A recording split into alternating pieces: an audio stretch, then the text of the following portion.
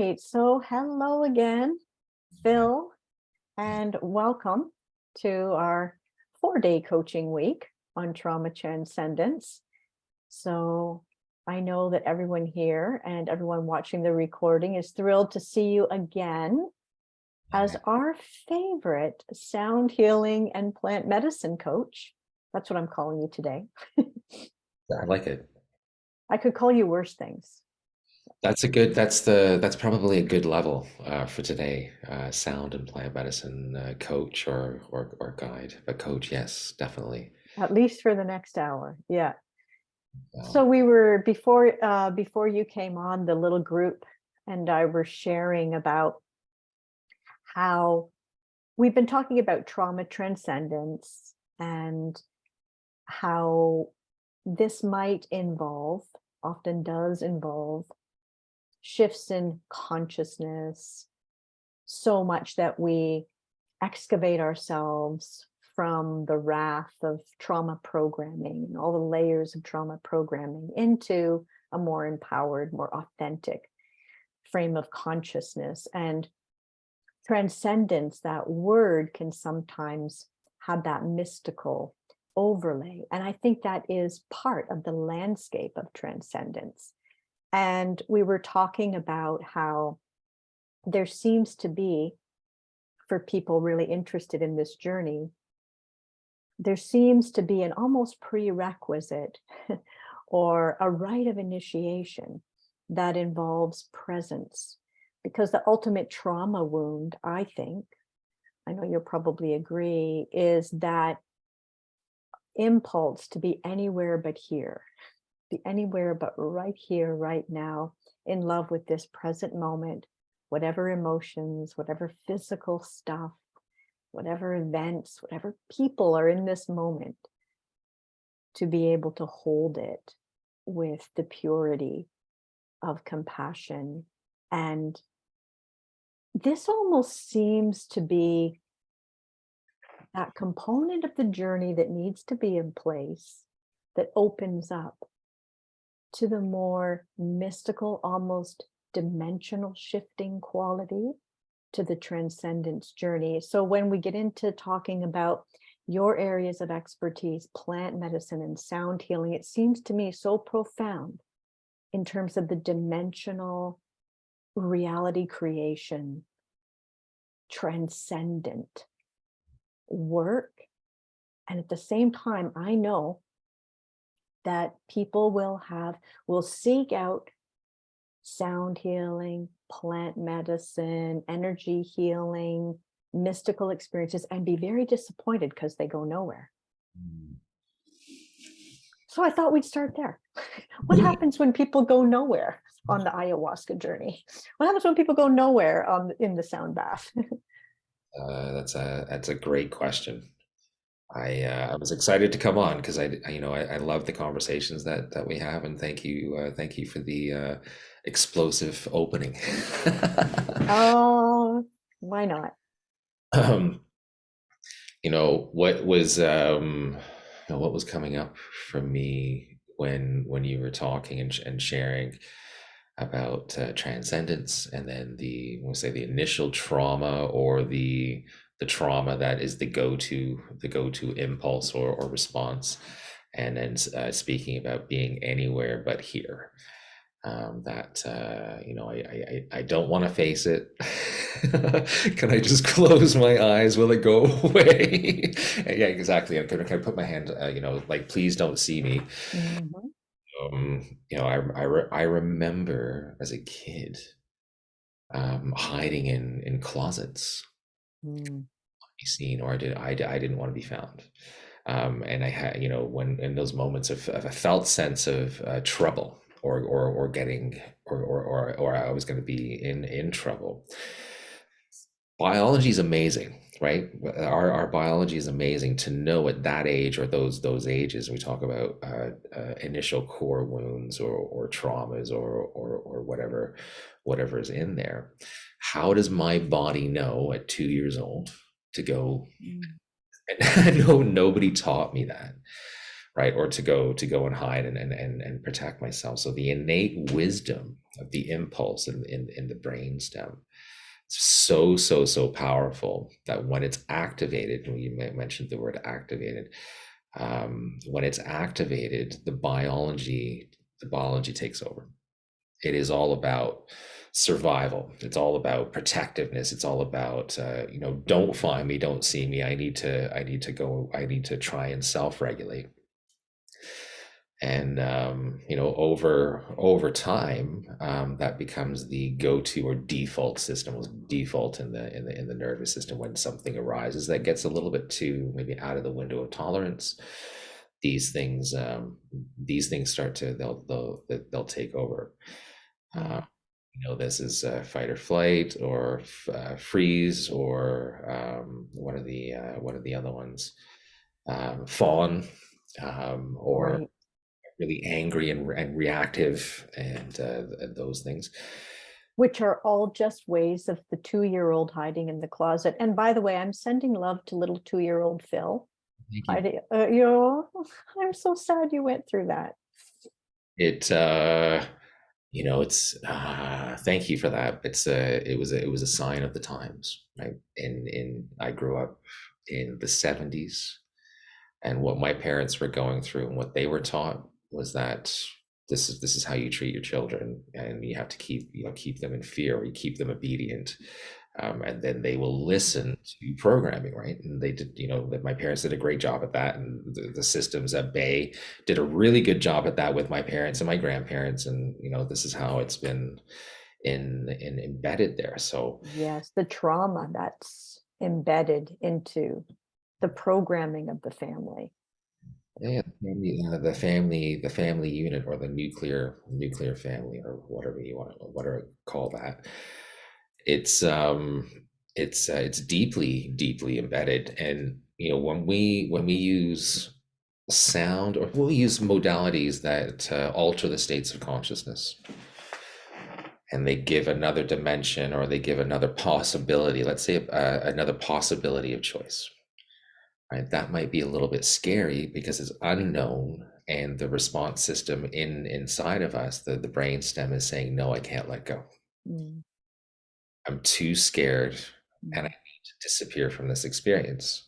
So the body mimics the hiding in the closet with the door, and it goes into complete darkness. And this is typically what happens in very, very traumatic situations, for people when they come into a sound bath or a plant medicine. That there is a blockage.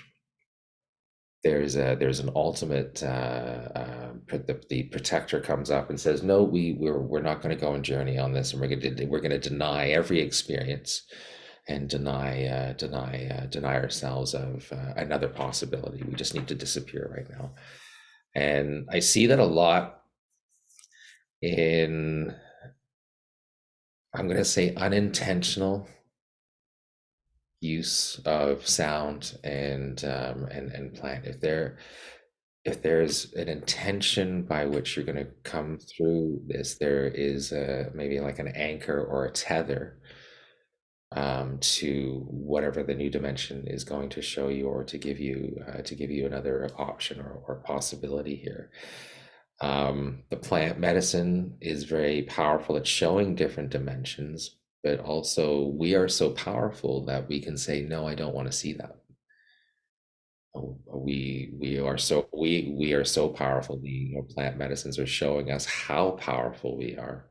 Mm. Not the Mhm. itself. It's not the plant medicine itself. It's just reminding us that we have access to all of these dimensions, and all the unlimited potential, and unlimited outcome, unlimited energy, source energy, and all of those things, reminding us to be in that. But when it gets too overwhelming, or something activates, and it doesn't have to be anything specific, something activates where the body doesn't feel safe, and all of these memories start to show up, or all of these biological mechanisms start to show up, saying, hey, no, no, no, no, no, no, no, no, no, no, hey, we can't go Too here. much. Too much. um Right. I hope that sort of like starts in, that those are the things that are coming up from. So yeah, that's profound. Especially that metaphor of the child hiding in the closet, and how the body has memorized that pattern. And I feel like the body also, works with the psyche in the creation of sectioned off parts of self, so that I might have an intention to, let's say, heal my cough. I have a cough right now. Let's say I come to you for a sound bath and I say, Phil, my intention is to heal this cough. But I suppose there's a possibility that a deeper part of me has another intention. Do you know what I mean? And so, how do you coach your clients around intention setting? Well, I look at the moon cycles. Of course you do. You Do do, you right? put your crystals out Not that beforehand? I haven't gotten to the crystal level yet. You can plant them underneath the full moon. Underneath the full moon and cleanse and have those rituals. But I in the past couple of years, 4 or 5 years, I've been watching the moon cycles, because the moon cycles have an effect on the oceans and the waters, right? And we Yeah. have at least 70% water if we're properly hydrated. And when we plant seeds in the earth for food, we're watching the undertides of where the water levels are and where the water beds are. So depending on the time that the seeds are planted in the earth, it could take 2 or 3 seasons to grow what should be a half a season, to depending on the water cycles and how the seed is being nourished. So I look at Mm. it like an intention. It's something in our consciousness, we have in our consciousness, and to visualize that intention and guiding the intention to heart's mind. I was going to say the heart's mind, to bring that intention down into the heart, to help embed. I'm going to say embed a a certain frequency or vibration, intentions, or if I'm thinking of something, I can start to feel my skin goosebump a little bit, Mm. or something moves inside when I become focused on something that I want to do to myself, and I bring it into my heart's mind. Mm. And then that vibration I can feel throughout my whole body, and then I know that my intention is planted. Let's say it's not just a thought or a passing thought. So planting my intention like a seed in the earth, and our body represents the earth. It has nothing to do then but manifest itself. Now, on what time, right? It's Ah, what on what time? right? Is it I'm going to heal myself from the cough as a symptom, or what is it that I can't speak about, or is there something, Mm. difficulty connecting with a truth, or is there something distracting me in my life from connecting me from that truth? And the body's sort of going, Yes, you absolutely. I can see your intuitive powers are online now too. You're so right on.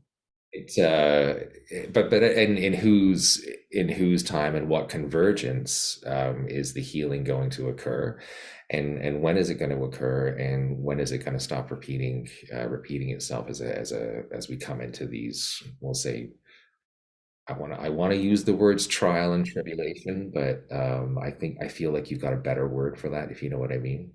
We have to Mm. go these invocations, let's say, Mhm. activations. And then the difficulty with this is to have the mindset of like, what am I learning here, or what did I forget about myself, and in such a way that whatever's happening to me is here to teach me something, and teach Mhm. show me what my next step is. And I have to trust in the lesson. When the lesson appears, and I've received the lesson, then the next step appears to maybe have some practical experience in this new mindset, or this new dimension that the the lesson has presented itself. But you had a great comment about like at whose timing. If I commit to June, I think it was June 12th was the Oh, date. a previous discussion with the group before you came on was Andy was saying I think they said I made a deal with the universe. And I thought, yeah, I never do that. Or a commitment to the universe. And this thing had to be done by June. Yeah, that's it's a lot of I instantly felt a lot of pressure when there was a timeline. Like if I put a timeline on myself of when it's gonna happen, and it doesn't happen, I'm devastated. Like, oh my Mhm.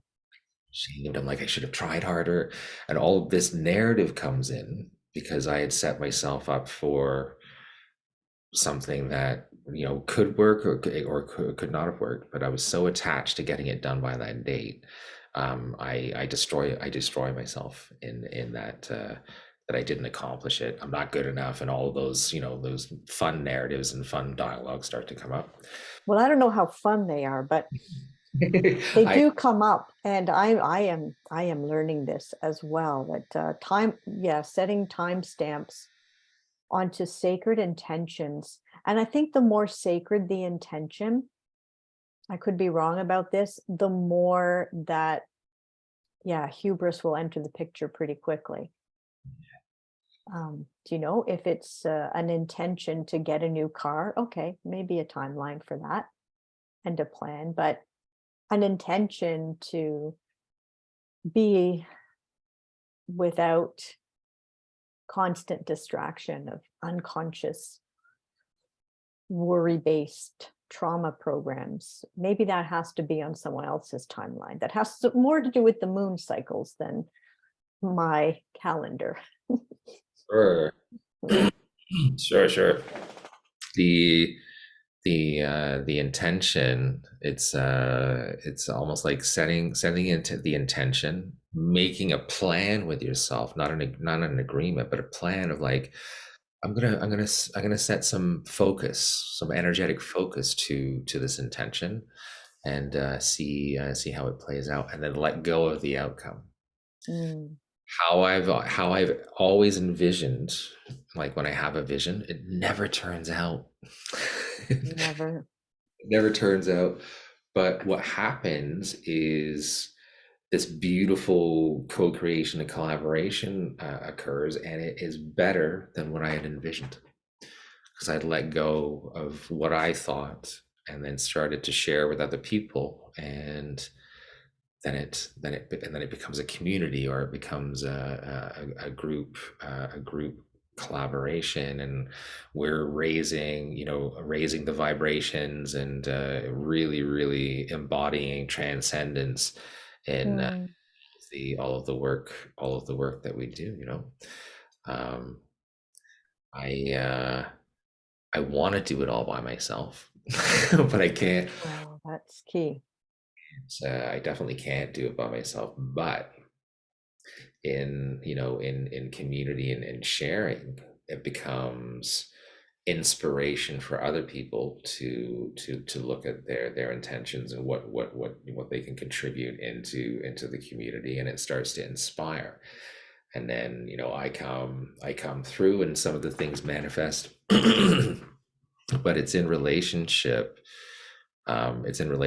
with other people and other collaborators that I've been working on, and I can talk about our co-creation with the sound program and the Transcendence program. Like, the vision for that was, I really wanted to show and showcase how I put sound and sound therapy together, and neuroscience behind it, so everybody could make it their own. And when I had approached you, this is now a year and a half ago, a year and a half, Seems like yesterday.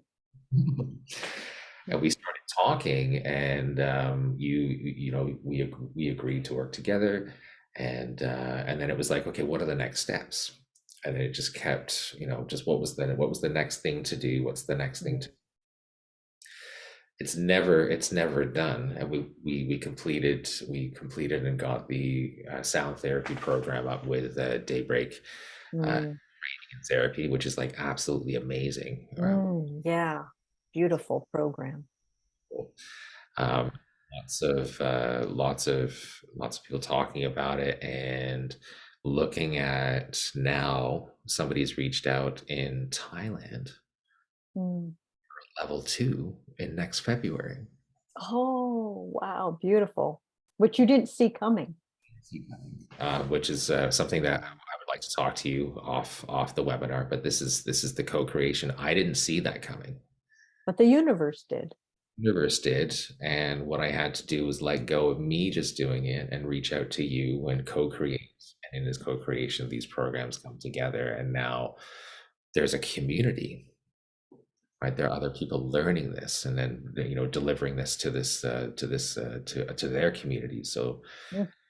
The ripple effect. But going back to that metaphor of implanting the seed, the consciousness that goes into planting the heart seed has to be something about I'm planting a seed in collaboration with community that I might not even know yet, but who share in this loving intention to plant a seed and to see what grows from it. So we don't plant the whole tree, yes, no, you can't. right? Just because that we don't see, that we don't know.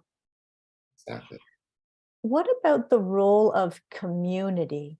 I have to admit that I mean, part of my trauma wounding is I do have that thing of I do it alone. I'll just be honest about that. Um, so the idea of community, my body has a response to it, right? That points me on my path. Um, because I have all this stuff about I have to do it alone. But what is the role of community? How do you see community? Let's say with plant medicine for people who really want to go to the plants as assistants, as guides on their own medicine journey, on their own awakening journeys. What is the role of doing that alone vis-a-vis like open to community? I don't even know, but I feel like you have some ideas about that. It's a great question. I love your questions. Both are really good. Both are effective. This trend of microdosing has come about. So people Mm, are dosing by themselves, getting up and having a microdose in the morning, a microdose in the evening, and this is something they're doing in their daily life. So they're going about their daily life, interacting their daily life with a shift of consciousness or access to another dimension of themselves to be able to operate and be in their respective communities, whether it's a work community, whether it's a family community, whether it's a mm, or something. There's some sort of a communication happening, and then you can when you're doing plant medicines with a group, you meet for either a weekend and do the plant medicine on the one day, and there's an integration calls afterwards, and then there's intention setting sessions beforehand. Each has its magic. mm. Feel in relationship, and it's not about somebody else changing. It's not about somebody else changing. It's about how I change and how my relationship is Ah, myself. That's the shift in the relating to other people. do you mean that when calling on the plants for medicine in communities, such as a retreat, that there may be, let's call them activations instead of triggers from versions of ourselves we call others, and this is the medicine also doing its work, that hey, it's something's being mirrored to you here, no one else needs to change Yeah, but some the one observing, or something like that, that you wouldn't get doing it on your own. wouldn't get doing it on your own, but as you're interacting during the day, if you're microdosing or if you're in that regiment, that Mm, that also comes into play because of the awareness. So the mirror effect is so powerful. Whether you feel like you're doing it by yourself, or if you're intentionally doing it with a group of people that you trust with. And all of it's so interesting in a group, and as you bring up the mirror, that all of your parts, all of my parts have shown up in that group. And All together. It's me and you and all of our parts gathered round the campfire. it really is fascinating. And I get so grateful and excited to see what parts are going to show up. It's like going to a party, like the party of the psyche, Mm, seeing all of the usual characters embodied in person, and then being mm, interact with that part of myself mm, with that in a completely different way, a completely loving way. And this is really powerful because the plant medicine is giving us access to the subconscious psyche, right? So something that we're not really particularly aware of, but we're aware of the let's say the undercurrent. I call it the undercurrent, the driving current that we really can't see. But when we have our feet in the stream or the water, we can feel that strong current going through our mm. feet, the current that we can't see. So that's the subconscious. Okay. Right. It's driving, right? The undercurrent, the subconscious, or whatever, the psyche, or whatever the parts, is driving the ripples on top of the water, which we can call our conscious, which is the gamma waves or the cortex. You notice the cortex is a little bit more like ripples, and then everything Yeah. else a little bit more flowy and streamlined. It's quite incredible what we have access to with I'm gonna say ayahuasca, psilocybin, some of the 3-MMC and MDMA are the ones that give access to the subconscious. And then you got plant medicines like iboga, which give you a heightened state, almost like a Buddhist monk. It's going to give you access to those realms. So Mm. then I want to say the higher conscious. I'm not sure how Let's to. call it that for now because we're so limited by language, Yeah, knowing that we understand there's no real hierarchy.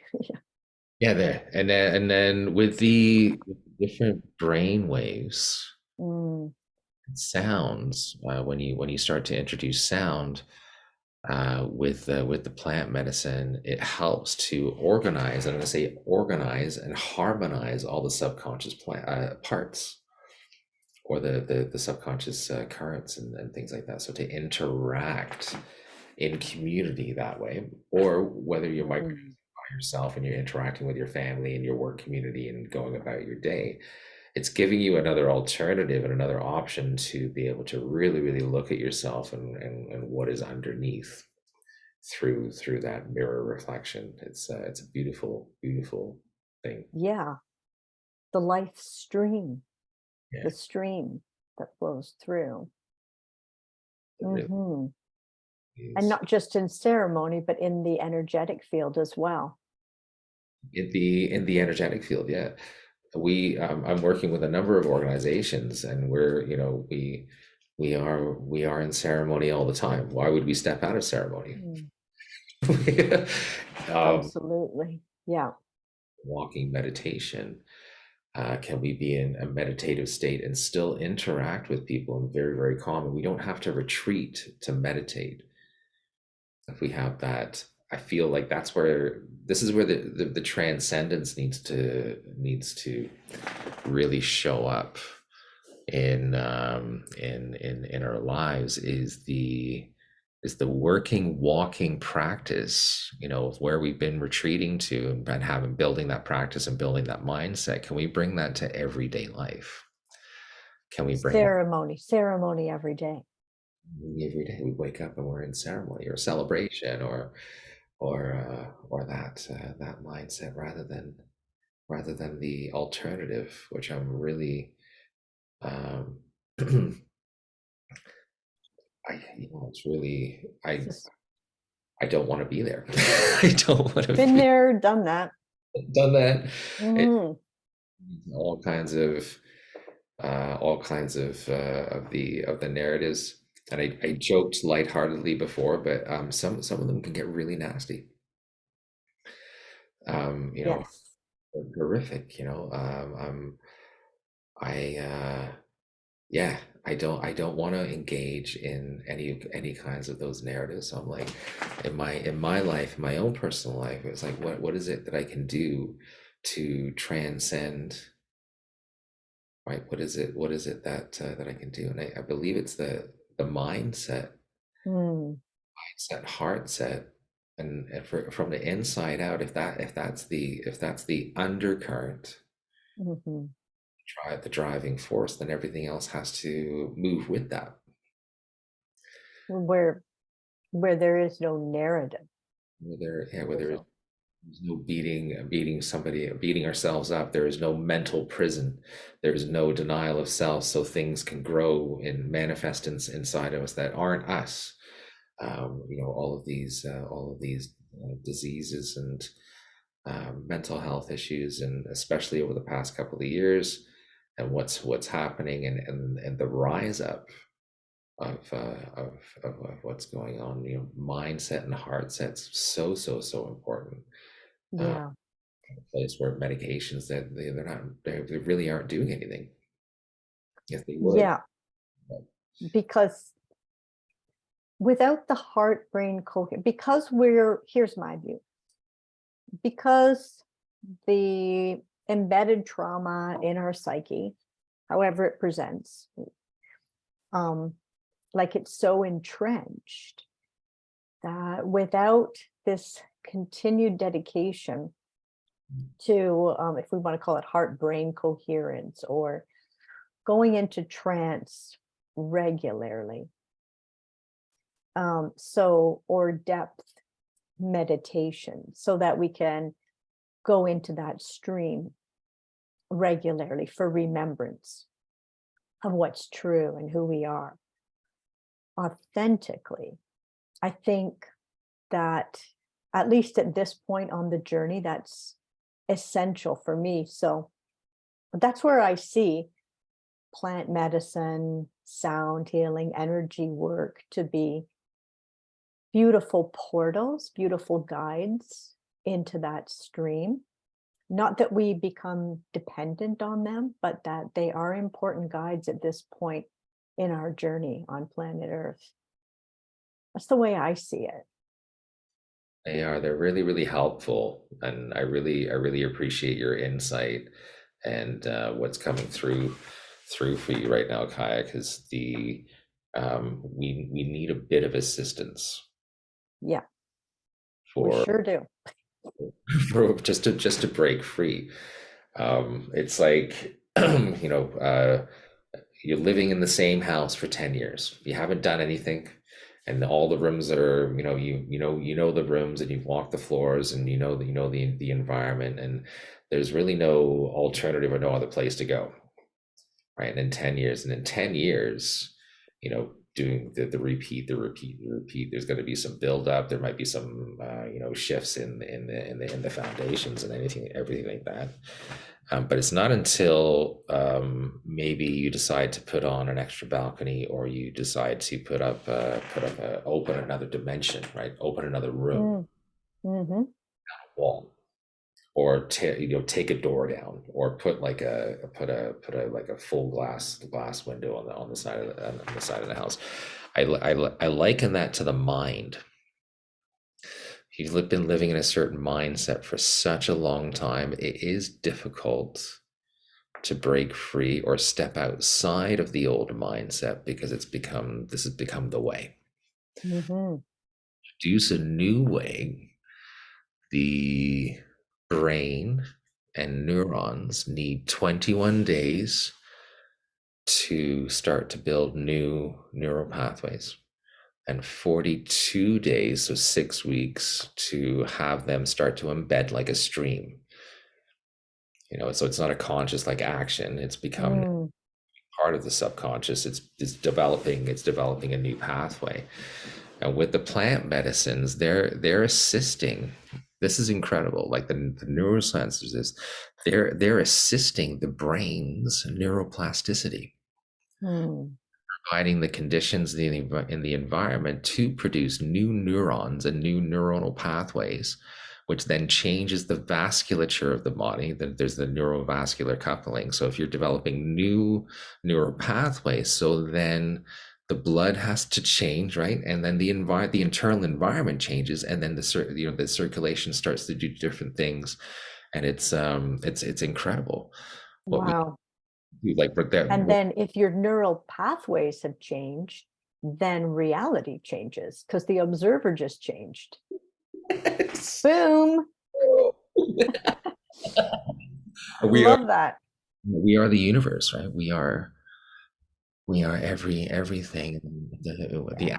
We can access everything, but due to, I'm going to say due to, and I'm going to say generational conditioning, right? This didn't happen over the past 10 years or the past 20 years. This has happened over thousands of years. Mm, Waking up, mm, oh my God, I'm not going to be controlled anymore. I'm not going to be put down. I'm not going to be of the mindset where I feel like I'm less than you. Right? We're all the same. that's important. But this might feel like we arrived at that maybe in weeks or months through work, meditative work, maybe working with some ceremony. But really, I love what you're saying. It might have been 1,000 years we've been working on it, Yeah. right? That it's all been building. Yeah. And we'll work on it for 1,000 more. And we'll keep getting better, and we'll keep improving, and we'll continue to shine the light that we've always meant to be meant to shine. It's conversation. Our natural state It's to is shine. this. Yeah. Yeah. Yeah. Yeah. Oh, I love that. Okay, practical question for the trauma transcendence coaches. I'm going to open it up for their questions soon. If they're doing integration work now, let's say integration, let's say someone goes for a psilocybin retreat and they want to work with their trauma transcendence coach for integration work. Do you see, because you mentioned that 42 days, which I think is pretty cool.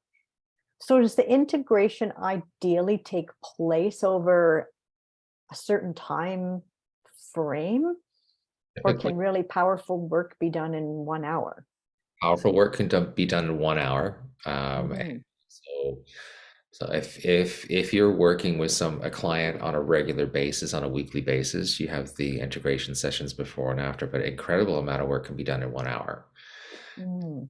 What would be the key components? Let's say someone calls me up, they want to do integration work for 1 hour. What key components would I want to meditate on, have intention on, bring into the session? Pure witnessing, non-judgmental witnessing. The nervous system needs to be witnessed and seen in a non-judgmental way when it's forming something new. Mm. The quantum physics experiment, the slit experiment, you're aware of that one? Yeah. When you put the camera in the room, it organizes itself by itself. It does something different, and the takeaway from that, because we're working in quantum field and quantum energy and things like that, is once it's observed, it Mm. organizes itself and it embeds itself. As either particle or wave, depending on the observer. Yeah. Exactly. So when you're witnessing somebody doing this work, or when you're doing the integration work, the key component of integration work is just to bear witness Mm. and reflect in a non-judgmental way. This new part of the nervous system has to come through without judgment or shame or guilt, because that's the biggest thing that we're trying to remove, to be able to access the emotional content that's being stuck inside by shame and guilt. So we want to build a new version of ourselves, and get this cellular mitosis, 48 hours for new cells to regenerate. Right. Taking that into consideration, the new self is there 2 days after. Right. So if it carries on any of the old behaviors or any of the old energetics or vibrations, it's just going to start repeating itself.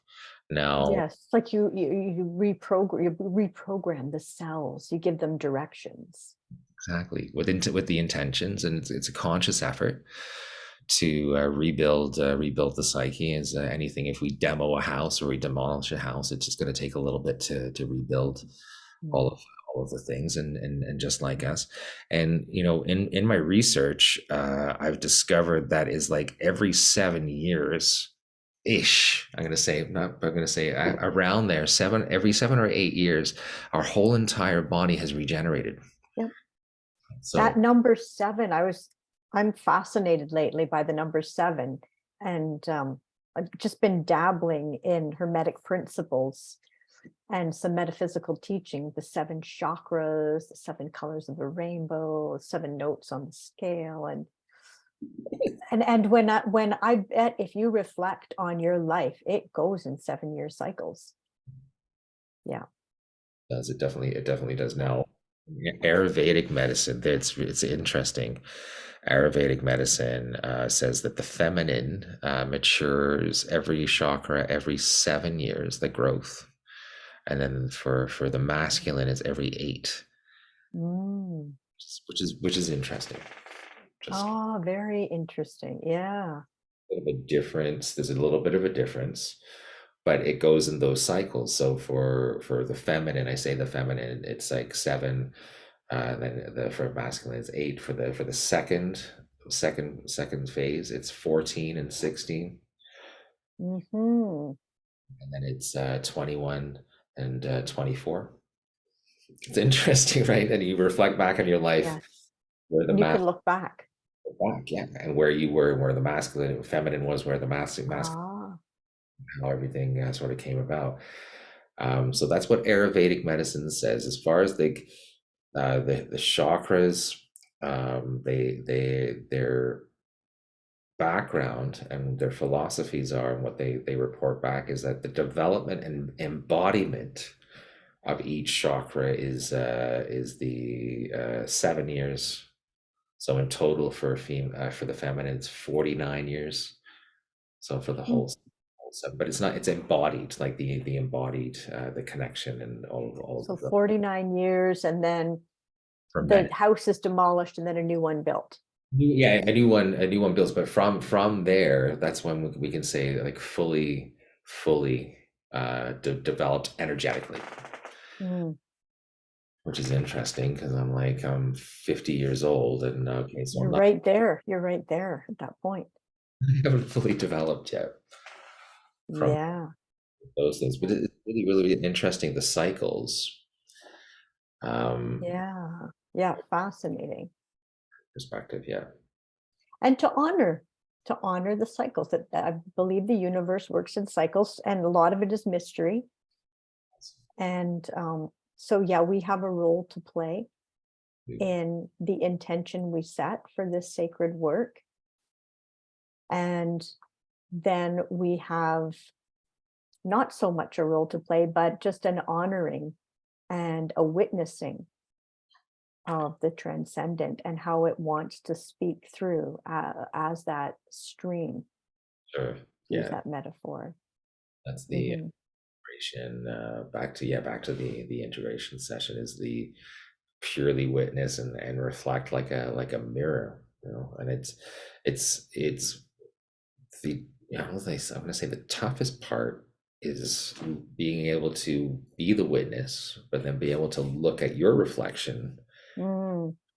apply it without judgment, right? Without shame or without guilt. And that's where the work is, and we're guides, and we're helping people assist becoming the best versions of themselves, without the shame and without the guilt and without the underlying rage and anger, to be able to embody and reflect this, right? What a beautiful practice to reflect.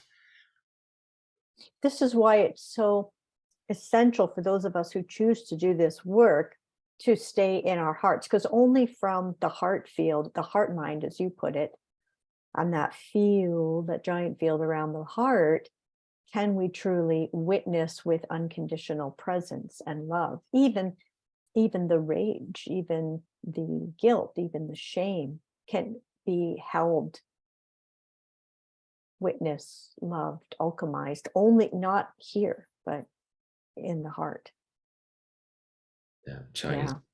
art is the fire element, Mm, which is a beautiful, it's going to transform anything that you're not and burn off anything that is not, not for you. And it's going to nourish and light up everything that you are, the heart's mind. We get stuck in thinking. Thinking's going to affect the digestive system, and the thought and things like that are actually going to stagnate the digestive system and impact the stomach's ability to break down food. yeah. Yeah. And that's why so many of us with, let's say, anxiety, overthinking, how prevalent are the digestive issues, right? Yeah, Yeah. all it all goes down in the mind, as Gabor says. Where the mindset goes, the body's going to follow. It's so important, how we connect to ourselves, and then our mindset. Our body's listening all the time, even to the subconscious thoughts that we're not necessarily aware of or we can't necessarily hear. Hmm. Yeah, Hmm. but then in that light, we are so bloody powerful. If We we can are. We manifest, are right? If we can so powerful. we can manifest joy, we can manifest the life that we want. We can do all of it based on our mindset. It's Right. Because just as trauma leaves a footmark and an imprint into the nervous system and the DNA, so too does joy, love, right? that's it. Beauty. This is it. And with with my training and with my the experience, we with especially with the Chinese medicine, we were always focused on the emotions. And I was like, yeah, we're gonna look at the emotions and we're gonna release the emotions and we're gonna help people cry and help people release, and all good when that happened. But then what? Right. You What think the story's over and you're cleared and you're all good to go, but story or the narrative going to repeat itself to attract mm, that kind of emotional and content and embodiment again? Did we reconstitute the body again? Did we create a necessary boundary so that didn't happen again? So the awareness of the, let's say, the emotions, or connecting to those things are good to clear any of the stagnation or any buildups in the body. um, I I'm really strong on introducing the virtues being compassion, integrity, joy, trust, and wisdom.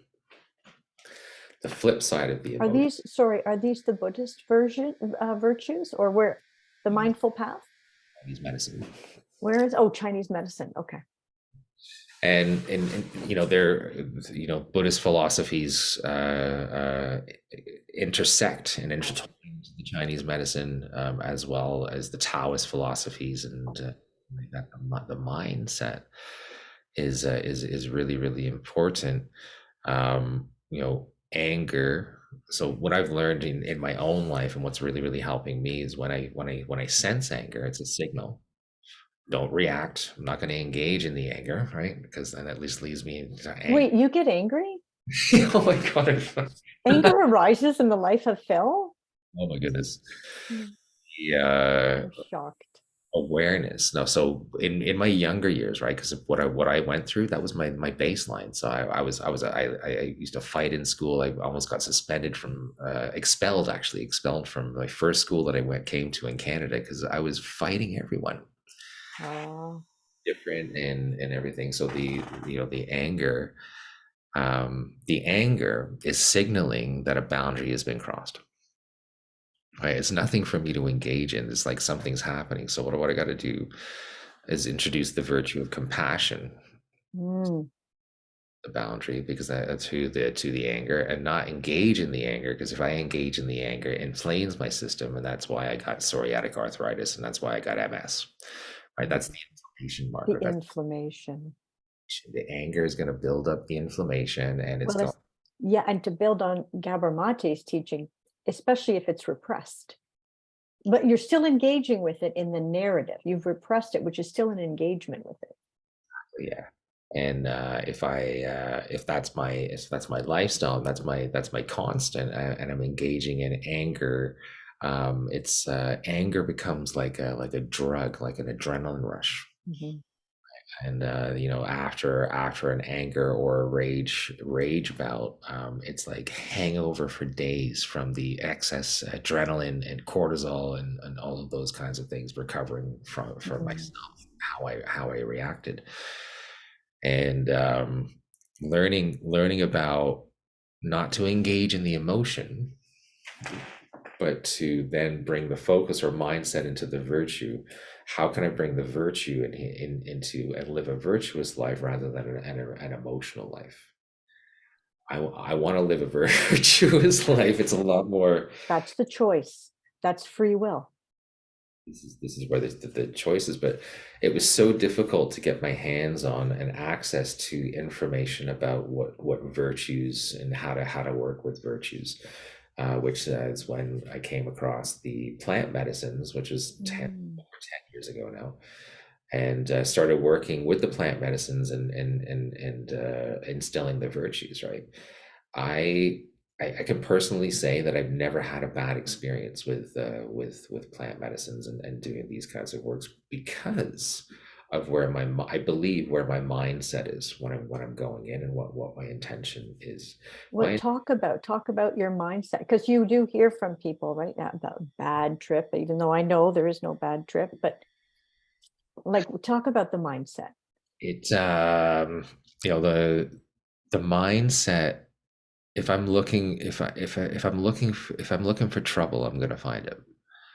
And the plant medicine is not judgmental and it's not biased. So Mm. wherever your underlying current is, that's what it's going to show you. And it can be frightening, and it could be horrific. um, with my journeys focusing on the intentions of the virtues of the first one that came through is like, what am I learning? So if there was a difficult time or a difficult thing that showed up, the first one was, what am I learning? And that's associated to the virtue wisdom. Hmm. That comes from that's what wisdom meets fear. Mm. Head on.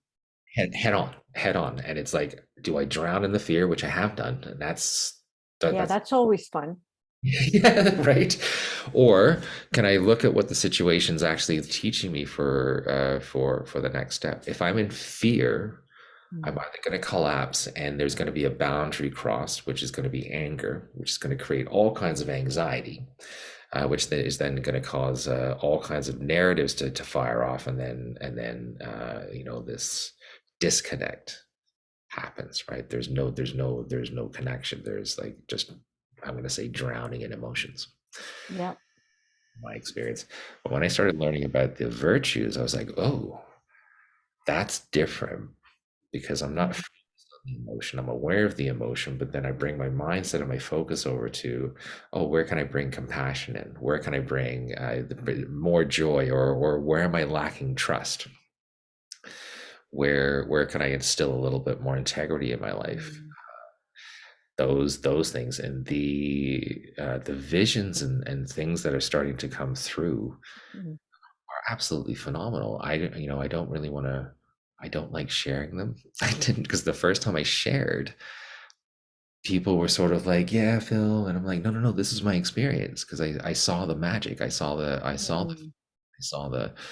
I saw all of the things," and I'm like, "Yeah, that's where I want to focus on." And what was representative at my first journey, with people saying, all of this, was my parents' narrative of saying, "Phil, can you take your head out of the clouds? Can you stop dreaming?" And like, why would you stop a child from dreaming? I Or, don't know, Phil, but isn't it what crazy? greater tragedy than that? the dreamer, to kill the soul or attempt to kill the spirit of the dreamer, The past, the the past poet. while. Um, my biggest healing journey was after the MS. So from 2005, I just had to continually have the mindset that I didn't agree with the diagnosis, and I didn't succumb to the diagnosis. I'm like, this is happening, and I'm like, what am I going to do now? Well, And by this time, were you already working with the virtues and the medicines? No, that came later. Okay. But you really, still had that surrender element to the MS diagnosis. yeah, there's Mhm. there was that, and sort of, having that conversation with myself about, okay, all right, what is this? And there's a voice that came through so clear. Is Phil, you've gone through such hardship in your life, and all of the things that you're going through, that you're going to, your purpose is to help guide people through their hardships, and to let them know that there is a choice, with, any sort of diagnosis, with the mindset, with the, surrender the attachment is Surrender the attachment. was my biggest takeaway, because when we talk about surrender, what are we surrendering to? What are we surrendering to? Are we negating something, or are we letting go of a anticipated or even fantasized outcome? Or a have to sense of something has to happen. Um, well, I agree with that voice, by the way, that this is your purpose. And I'm so grateful that you stepped in to that, because you could have ignored that voice. You could have gone the traditional medical model. Yeah. Yeah, yeah, I'm very, very grateful, to be here to share, and just even reflecting back, that was like almost 20, almost 25 years ago that Mm, that happened, and, the journey. Is it 20? wow. Sorry, 15. 15 years Wow. ago. The journey ever since, was has been amazing, to listen to my own heart,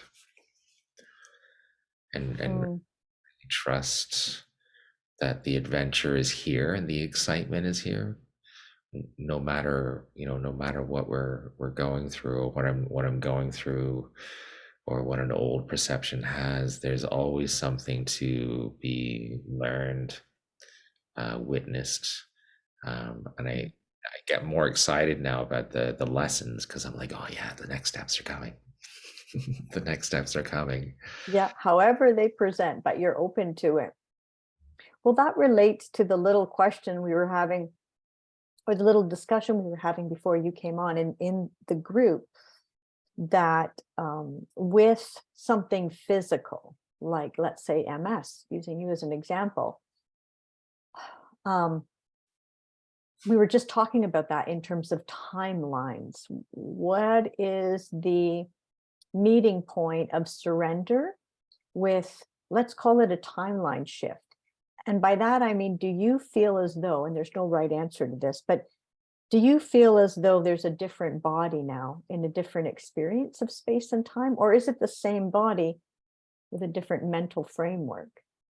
Good question. It's a really good question.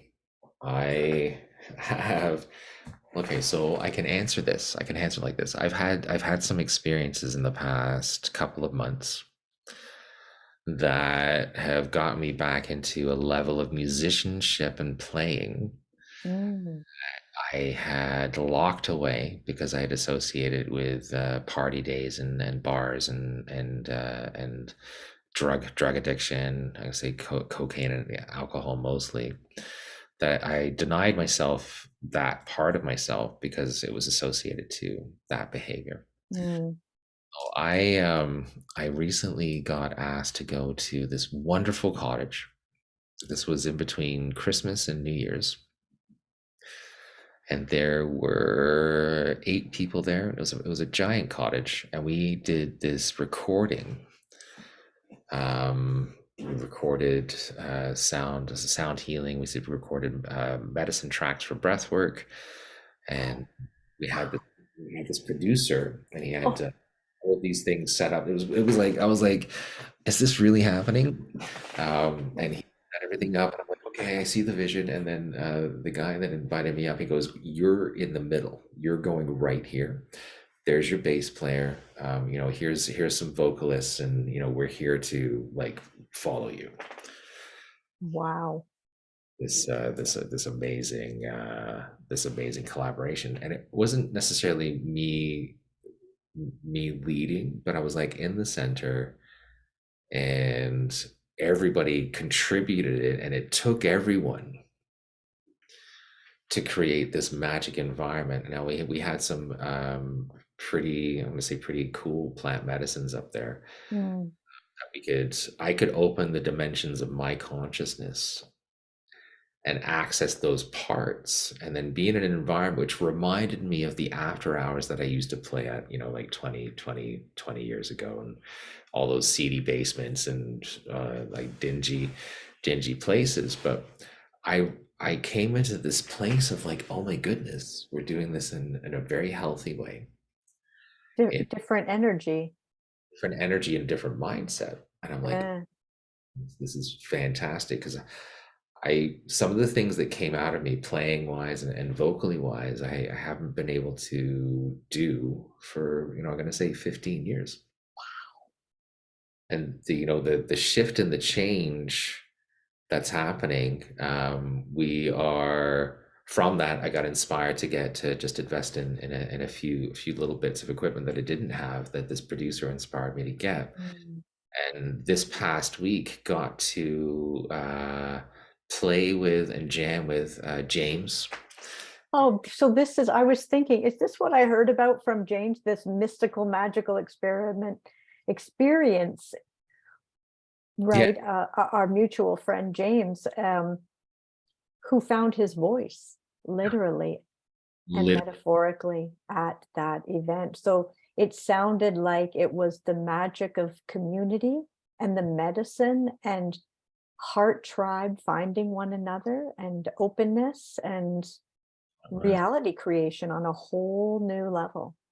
for our Twilight Tuesday, which is going to Mm, start up again in March. We have this whole other dimension to add in, which is going to involve people, vocal activation. People coming in and joining in and using their voices, and we can create mm, nice ambient segments, which they, typically we've found they last about 25 to 30 minutes of just vocal intertwining, some instruments, some percussion. And then I bring in a looper station, and I capture some of the moments, that the convergences, so that wherever the master convergence of the rim is, and that gets to play, and then everybody stops what they're doing because we've got that, and then oh, we cool. add in other layers on top of that Okay. with the medicine. Now I gotta say, with the medicine, I literally felt dimensions of my brain waking up, especially here.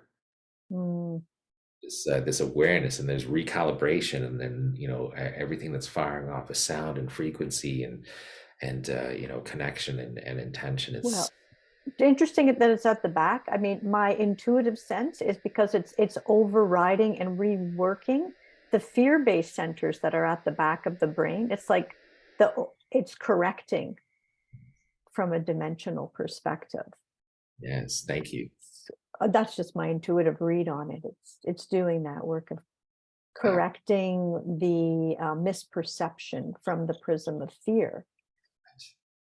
Yes, yes. Internal association, and what I'm getting into, like it's helping me. Oh yeah. Well, it's like the dreamer that was beat down, that because that's so much your healing signature, um, is is welcomed, right? Is welcomed home in his full vibrancy, in the fullness of who he is. The dreamer is back online. Yeah, thank you for that, and thank you for witnessing that, because it's been an incredible journey, and it motivates me so much more. I've got so much energy and excitement. I don't know what to do with it, and then I show up and I'm like, oh, let's do this. Let's create this. Let's create this dimension and vibe. And we've got for the crew of us, we've got a collection of some really nice plant medicines, and then we've got some like lots of good water and juices and fruit, and then we've got sound, voice, and vibration and frequency. It's like so amazing. I can't say it. That's like a tonic, an elixir, the sound and its medicine with the plants. Okay, now, if people want to join in any way into your work, into your offering of Twilight Tuesday, are you still offering Twilight Tuesdays? Are you? Yeah, we took a break because I needed to revisit and then sort of like see what the next creation was, Yeah. and so Yeah, I wasn't sure if that was still on. March 7th, we're gonna Okay. start again. It is a full moon in Virgo, yeah, Virgo, full moon in Virgo, and for you astrological people, that Mm. it's the Saturn Oh, returns every, I think, 27 to 28 years. So it's right. events, and then I've been reading up on it, and it's a lot of work is going to come around to do with I won't say our fathers, but our relationship to masculine. Yeah, it is the archetypal masculine associated with Saturn. Yeah, I'm going into my Saturn return, so ooh, it's heavy medicine. Is heavy medicine. It is, and wonderful that you are. It's This is the time I feel that we need to visit our relationships with with the masculine in ourselves and in our external relationships, because it's not external to us. The Mhm, masculine is inside of all of us, and the feminine is inside of all of us. So mhm. excited because Virgo is a very practical. Let's put things in motion. So on March 7th, on the Tuesday, we're going to be looking at that with some breath work, about half an hour of breath work, and then half an hour of about sound and frequencies, and then the remainder portion is going to be introducing your voice Mm. through, and the full embodiment of the practice is using your voice to activate the vagus nerve, so everything starts to come online, but we're being witnessed in that in a group, in a community. So that's what the Twilight. Like, wow. Okay. Let people know. I want you to stay on to chat a bit with the Trauma Transcendence crew, but for people watching the recording, um, which website would be best to find out either about the sound healing or any of the other medicine work that you do, the journeying work, etc. Toronto Sound Therapy is the best. That's the best. Has everything on there, and that's Toronto Sound Therapy on Instagram too.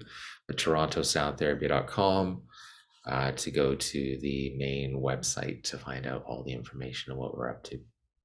Beautiful.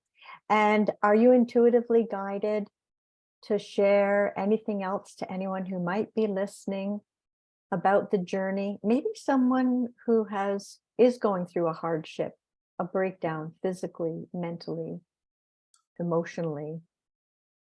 Yeah. Yes. Emotions, emotions are they're signaling. They're signals. They are intuitive signals about something that's going on, and to be able to sit and be and observe the emotion. There is all kinds of information in there, in that sense of feeling. How Mhm. uh, emotions or chi and emotions are the same thing, and chi and virtues are the same thing. Virtues are also chi and emotions. Let's say emotions are the yin, the virtues are the yang. It's all interrelated, and it's all the same, but there's a balance. So it can't be all one thing. That's what I've learned in my experience. I can't focus on the emotion. I get so tired of the emotions. Mm, I feel like if I'm in the emotions so much, I get it. I feel exhausted. But if I notice the emotions and then just take a moment, if I need to take a moment and bring in the virtue aspect, it really, really helps to focus on, okay, all right, I'm remembering what my purpose is. What is it mm, I'm here to do? What do I like to do? And what do mhm, and then that becomes, what is my practice? What is my daily practice? And I've got a pretty cool daily practice of mm. playing. Yeah, and there's wisdom, right? It's like you said, when the emotion of fear, because underneath so many of these overwhelming emotions is fear, when it meets with the wisdom, it's a question of how can I serve? What is my daily practice? Where am I being pointed toward? But I think you're tapping into the energy again of surrender and being with where you're at right now. It is Can you be in a place of love right now? Yeah, that's yeah, that's a powerful, powerful statement, Kaya. Thank you for that. yeah. Well, you are living, breathing, walking, and talking the spirit journey, the transcendence journey, what it is to be human. I have a theory that you're not actually human, but here you are modeling the human evolution. Oh, So thank you, Phil, for all the world changing work you do. thank you, Kaya, for all the world changing work you do, and all the co-creations that we're up to. And the co-creations to come. Yes, Stay tuned. Thailand. Yes. Thank you. Stay on and we'll say goodbye for now to you.